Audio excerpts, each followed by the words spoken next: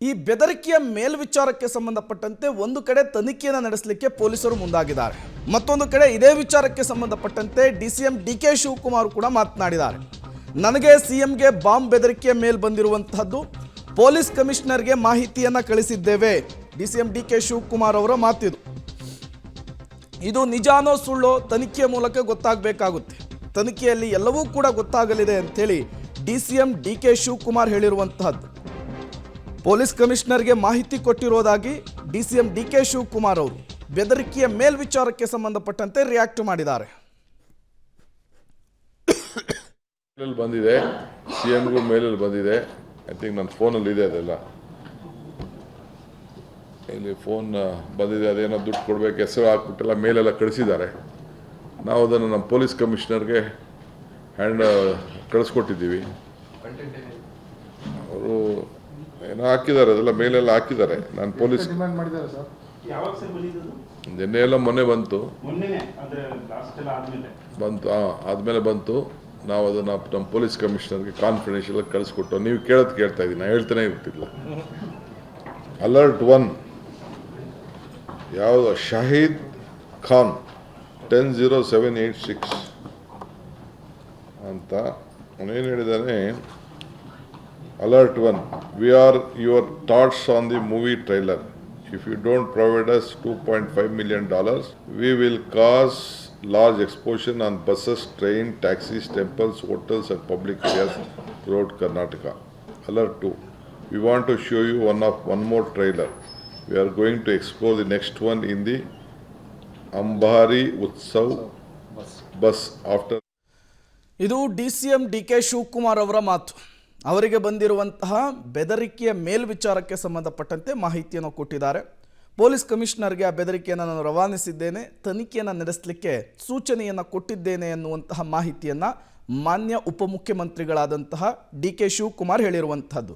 ಇದೇ ವಿಚಾರಕ್ಕೆ ಸಂಬಂಧಪಟ್ಟಂತೆ ಮತ್ತಷ್ಟು ಡೀಟೇಲ್ಸನ್ನು ಕೊಡ್ತಾರೆ ನಮ್ಮ ಕ್ರೈಮ್ ಬ್ಯೂರೋ ಹೆಡ್ ಮುರಳೀಧರ್ ನೇರ ಸಂಪರ್ಕದಲ್ಲಿ ಜಾಯ್ನ್ ಆಗಿದ್ದಾರೆ. ಮುರಳಿ, ಈ ರೀತಿಯ ಬೆದರಿಕೆಯ ಮೇಲ್ ಹಿಂದೆ 3 ಇಂಟೆನ್ಷನ್ಗಳು ಇರಬಹುದು ಅಂಥೇಳಿ. ಒಂದು, ತಮಾಷೆಗಾಗಿ, ಇಲ್ಲ ಆ ಹಿಂದಿನ ಪ್ರಕರಣದ ಅಡ್ವಾಂಟೇಜನ್ನು ಪಡೀಲಿಕ್ಕೆ ಮುಂದಾಗಬಹುದು, ಇಲ್ಲ ಆ ರೀತಿಯ ಒಂದು ಬ್ಲಾಸ್ಟನ್ನು ಮಾಡಲಿಕ್ಕೆ ಸಿದ್ಧತೆ ಮಾಡ್ಕೊಂಡಿದ್ದೀವಿ ಅನ್ನುವಂತಹ ಸೂಚನೆ ಕೊಟ್ಟಿರಬಹುದು. ಇದರ ಸತ್ಯಾಸತ್ಯತೆಯನ್ನು ತನಿಖೆಯ ಮೂಲಕ ಕಂಡುಕೊಳ್ಳಿಕ್ಕೆ ಸಾಧ್ಯತೆ ಇದೆಯಾ ಮುರಳಿ?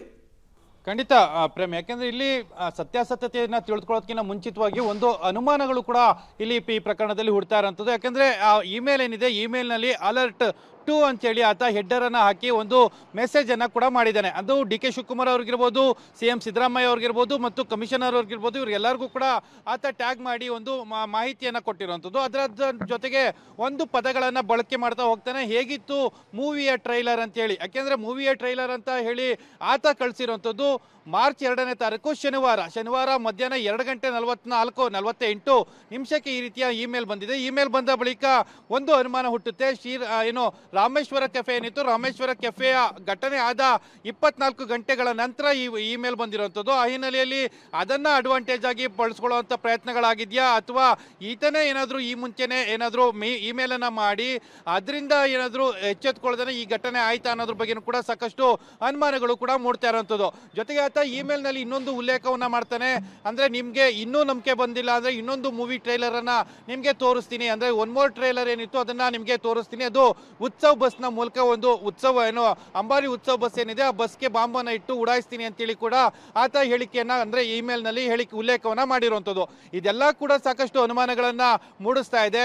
ಜೊತೆಗೆ ಈ ರೀತಿಯಲ್ಲಿ ಮಾಡಿರುವಂಥದ್ದು, ಅಂದರೆ ರಾಮೇಶ್ವರಂ ಕೆಫೆ ಬಾಂಬ್ ಬ್ಲಾಸ್ಟ್ ಏನಿತ್ತು ಅದನ್ನ ಅಡ್ವಾಂಟೇಜ್ ಆಗಿ ತೆಗೆದುಕೊಂಡ, ಅಥವಾ ಆತ ಅದಕ್ಕಿಂತ ಮುಂಚೆ ಏನಾದರೂ ಇಮೇಲ್ ಅನ್ನ ಮಾಡಿದ್ನ, ಅಥವಾ ಅನುಮಾನಗಳು ಕೂಡ ಈಗ ಸದ್ಯಕ್ಕೆ ಮೂಡ್ತಾ ಇದೆ. ಪೊಲೀಸರು ಈ ಬಗ್ಗೆ ಎಲ್ಲ ಕೂಡ ತನಿಖೆಯನ್ನ ಮಾಡ್ತಾ ಇದ್ದಾರೆ. ಜೊತೆಗೆ ಈ ಹಿಂದೆ ರಾಮೇಶ್ವರ ಬ್ಲಾಸ್ಟ್ಗಿಂತ ಮುಂಚೆ ಏನಾದರೂ ಈ ರೀತಿಯ ಬೆದರಿಕೆ ಇಮೇಲ್ ಬಂದಿತ್ತು ಅನ್ನೋದ್ರ ಬಗ್ಗೆ ಸಾಕಷ್ಟು ವೆರಿಫೈಗಳನ್ನ ಮಾಡ್ತಾ ಇರುವಂಥದ್ದು. ಜೊತೆಗೆ ಈ ಇಮೇಲ್ ಅನ್ನ ಕಳಿಸ್ತಂತವ್ನು ಯಾರು ಏನು ಅನ್ನೋದ್ರ ಬಗ್ಗೆ ಕೂಡ ತಿಳ್ಕೊಳ್ಳೋ ಒಂದು ಪ್ರಯತ್ನವನ್ನ ಮಾಡ್ತಾ ಇದ್ದಾರೆ. ಜೊತೆಗೆ ಇನ್ನೊಂದು ಅದರಲ್ಲಿ ಉಲ್ಲೇಖ ಆಗಿರುವಂಥದ್ದು 2.5 ಮಿಲಿಯನ್ ಅಷ್ಟು ಹಣವನ್ನು ಕೊಡಬೇಕು ಅಂತೇಳಿ ಆತ ಒಂದು ಉಲ್ಲೇಖವನ್ನ ಮಾಡಿದ್ದಾರೆ.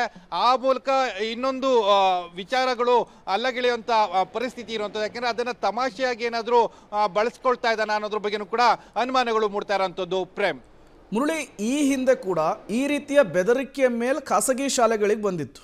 ಆ ಸಂದರ್ಭದಲ್ಲಿ ಪೊಲೀಸರು ಬಾಂಬ್ ಸ್ಕ್ವಾಡು ಶ್ವಾನದಳ ಚೆಕ್ ಮಾಡಿದಂತಹ ಸಂದರ್ಭದಲ್ಲಿ ಅದೊಂದು ಹುಸಿ ಬಾಂಬ್ ಕರೆ, ಬಾಂಬ್ ಮೇಲ್ ಅನ್ನೋದು ಗೊತ್ತಾಗ್ತಾ ಇತ್ತು. ಇಂತಹ ಸಂದರ್ಭದಲ್ಲಿ ಇಮೇಲನ್ನು ಎಷ್ಟು ಸೀರಿಯಸ್ ಆಗಿ ಕನ್ಸಿಡರ್ ಮಾಡಬೇಕಾಗುತ್ತೆ ಮುರಳಿ?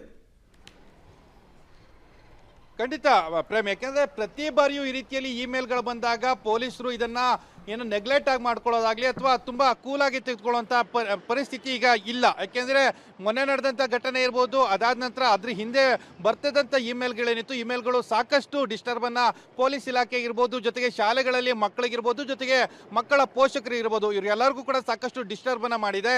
ಅದೊಂದು ಹುಸಿ ಬಾಂಬ್ ಕರೆ ಅಂತ ಗೊತ್ತಾದ್ರೂ ಕೂಡ ಅದ್ರ ಬಗ್ಗೆ ಎಚ್ಚೆತ್ಕೊಳ್ಳಬೇಕಾದಂತ ಅನಿವಾರ್ಯತೆ ಪೊಲೀಸ್ ಇಲಾಖೆಗಿದೆ. ತಕ್ಷಣವೇ ಅಲರ್ಟ್ ಆಗ್ತಾರೆ. ಅಲರ್ಟ್ ಆಗಿ ಎಲ್ಲೆಲ್ಲಿ ಈ ರೀತಿಯ ಮೇಲ್ಗಳು ಬಂದಿದ್ದಾವೆ ಅಲ್ಲೆಲ್ಲ ಕೂಡ ಚೆಕ್ ಅನ್ನ ಮಾಡ್ತಾ ಇದ್ದಾರೆ.